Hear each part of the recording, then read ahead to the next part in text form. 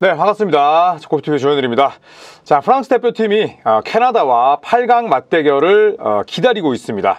자, 프랑스 대표팀은 홈코트 어드밴티지를 가지고 있었음에도 불구하고 조별 예선에서 좀 어려움을 겪었죠. 2승 1패긴 합니다만 일본전 석연치 않은 판정을 감안한다면 경기 장소에 그런 이점을 충분히 노렸다라고 볼 수가 있습니다. 자, CBS 노컷뉴스의 이 박세용 기자, 스포티비에서 저와 함께 해설을 하고 있는 친구인데, 자, 오늘 또 흥미로운 기사를 썼습니다. 저도 어제 원문을 통해서 이 기사를 봤었는데, 프랑스의 선수 에반 포니에가 감독을 저격했습니다. 연락에 구식농구에서 못해먹겠다, 이렇게 이야기를 했는데, 미국 프로농구 출신 선수인 에반 포니에 올랜도 매직에서 전성기를 보냈었죠. 자, 이 선수가 2024 파리올림픽 남자농구 조별리그를 마치고 뱅상 콜렛 감독을 저격했습니다. 이 뱅상 콜렛 감독은 프랑스 남자 대표팀의 터줏대감입니다. 10년 넘게 대표팀을 지휘하고 있고 유럽 내에서도 엄청난 그런 명장으로 알려져 있죠. 자, 그런데 포니에가 무슨 얘기를 했냐? 현대 농구의 추세에 맞지 않는 옛날 농구를 한다, 이 양반은. 자, 이렇게 이야기를 했습니다. 그래서 현지 언론, 그러니까 현지 기자들 만나서 오늘날 최고 수비는 공격인데 하프코트 수비를 중시하는 90년대, 2000년대 농구 시대는 지났다. 코트 밸런스를 빨리 잡고 공수 전환을 스피디하게 하는 공격이 필수적이다, 이렇게 얘기를 했는데 우리는 그렇게 하지 못하고 있다라는 얘기입니다. 자, 특히나 독일처럼 공수 전환 능력이 좋은 팀을 상대할 때는 더더욱 그렇다라고 이야기를 했는데, 프랑스의 조별리그 제일 마지막 상대가 독일이었죠. 그리고 71대 85로 졌습니다. 자, 현대농구에서 71점 넣고 피바 무대에서 40분 경기를 할지라도 70점대 초반으로 이기기는 어렵습니다. 그래서 이 패배와 별개로 프랑스는 2승 1패로 8강에 진출하긴 했습니다만 무언가 경기 내용은 답답했고 공격력은 또 저조했습니다. 자, 그래서 프랑스 같은 경우에는 콜렛 감독이 이런 선택을 하는 게 납득이 가지 않는 건 아니에요. 왜냐하면 루디 고베어와 빅터 웬반야마라는 최고의 빅맨들이 있기 때문인데, 자, 그럼에도 불구하고 프랑스는 또 3년 전에 도쿄 올림픽에서는 은메달을 차지했었습니다. 그리고 그 2020년 올림픽에서 미국 대표팀을 꺾었던 유일한 팀이기도 했어요. 자, 하지만 그 이후에 흐름이나 발전이 더디다라는 게 지금 포니에의 생각인 거죠. 자, 조별리그 3경기 프랑스의 평균 득점은 81점으로 전체 12개국 가운데 11위였습니다. 평균 실점은 80.3점으로 가장 적었어요. 자, 하지만 평균 득실점 차이가 거의 없었죠. 플러스 0.7점에 불과했습니다. 자, 일본에게는 논란의 판정 끝에 연장 접전 승리를 따냈는데, 미국 같은 경우에는 조별리그 3경기 평균 21.4점 차로 이겼고요. 그리고 독일이 미국과 더불어서 조별리그 3경기를 모두 다 2자리 점수 차이로 이긴 두 팀 가운데 하나인데, 반면에 프랑스는 엄청나게 고전했습니다. 자, 당연히 빙상 콜렛 감독은 엄청나게 또 마음의 상처, 그리고 또 분노가 차오를 수밖에 없겠죠. 자, 그래서 인터뷰를 공개적으로 또 비판했습니다. 굉장히 유감스럽다. 포니어의 발언은 용납할 수 없다. 그리고 나는 8강에서도 수비지향적인 농구 이어가겠다. 템포 늦추고 하프라인 천천히 넘어가서 로포스 볼 집어넣고 그거 여의치 않으면 계속해서 핸드오프하고 픽앤롤 할 거다. 빨리 슛 쏘고 트랜지션 빠르게 가져갈 일은 없을 것이다. 지금 이런 이야기입니다. 오늘과 내일 한국 시간으로 올림픽 남자농구 8강 4경기가 열립니다. 독일 그리스전 시작으로 세르비아 호주, 그리고 프랑스 캐나다, 브라질 미국전인데, 프랑스 캐나다 경기가 가장 많은 관심을 모으고 있죠. 저도 브라질과 미국 경기를 오늘 새벽 4시 반 SBS 공중파에서 중계를 합니다만 일찍 일어나서 프랑스와 캐나다 경기를 볼 예정입니다.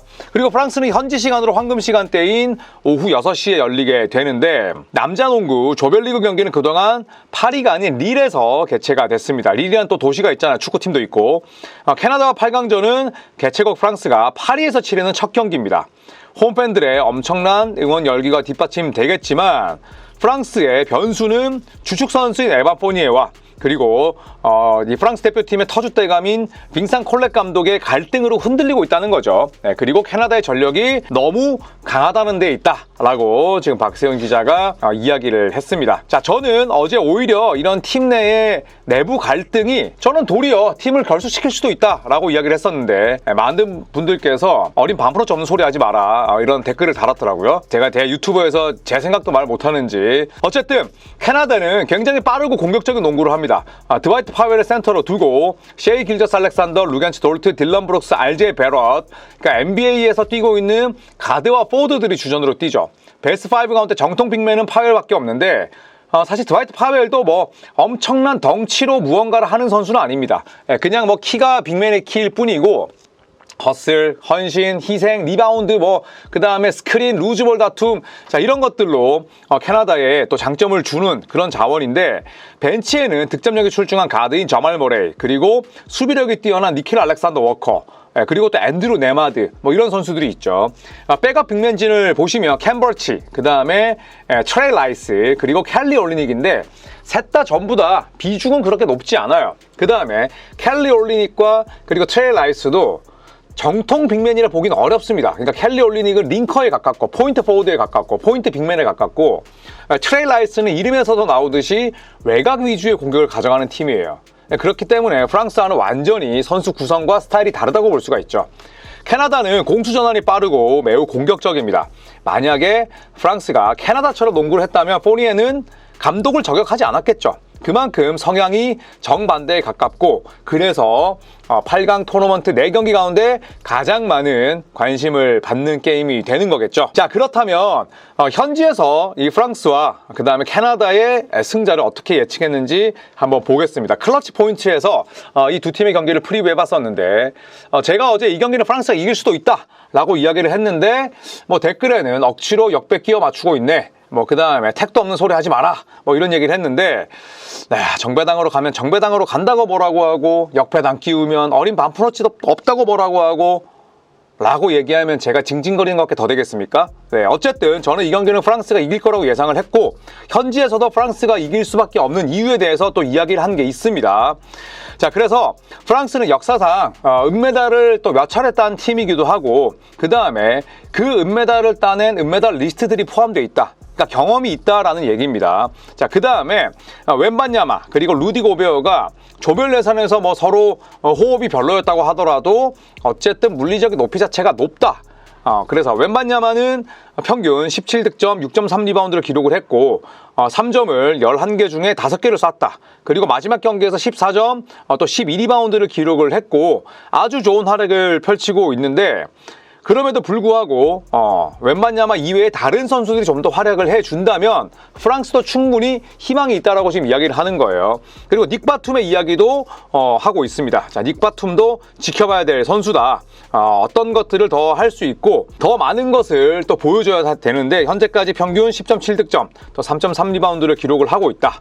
그리고 루디 고베어 현재 평균 11득점, 6.3 리바운드인데 이번 캐나다와의 경기에서 엄청나게 큰 팩터가 될 것이다, 요인이 될 것이다, 변수가 될 것이다 라고 이야기를 했습니다.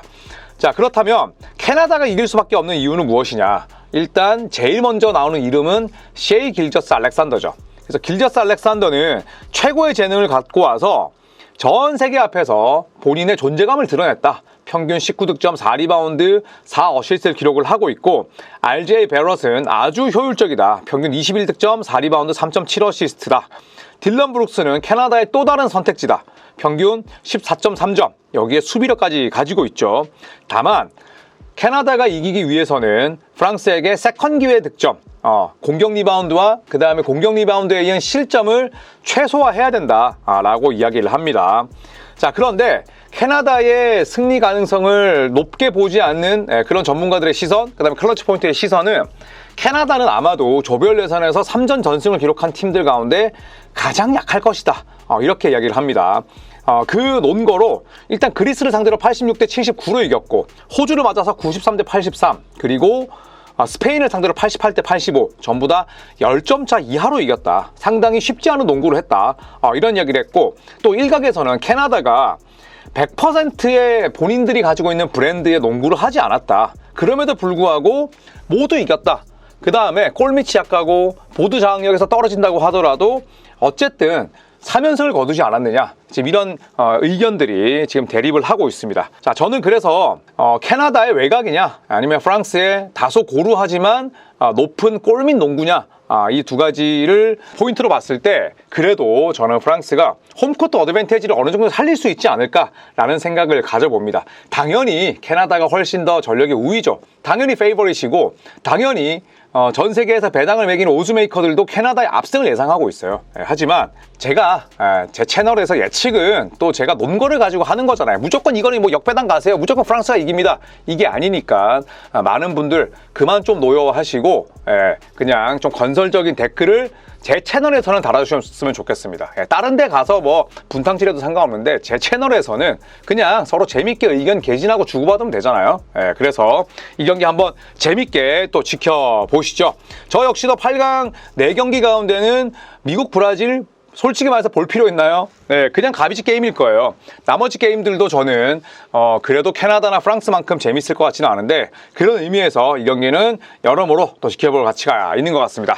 자, 이상 프랑스와 캐나다의 이야기를 정리해봤습니다. 고맙습니다.